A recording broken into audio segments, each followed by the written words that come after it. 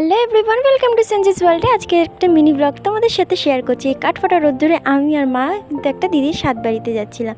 তো প্রথমে কাগজ দিয়ে দিয়েছি, এরপরে থালাতে নুন লেবু দিয়ে দিয়েছি, জলের বোতল দিয়ে দিয়েছি।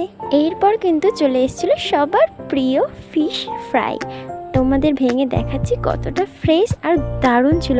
রান্নাগুলো প্রত্যেকটা খুব সুন্দর ছিল। ওর সাথে ছিল স্যালাড, তারপরে চলে এলো গরম ভাতের ডাল, লেবু দিয়ে চিপে কিন্তু দারুণ লাগে। এরপরে কিন্তু চিপস দিয়ে দিয়েছিল, চিপস দিয়ে মেখে খেতে জাস্ট এরপরে চলে এসেছিলো এঁচোড় চিংড়ি, সেটাও কিন্তু জাস্ট অমৃত অমৃত।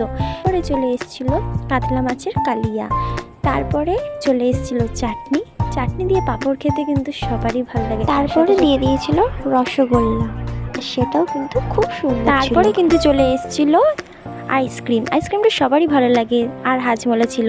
দেখা হচ্ছে নেক্সট ভিডিওটা। ভালো লাগলে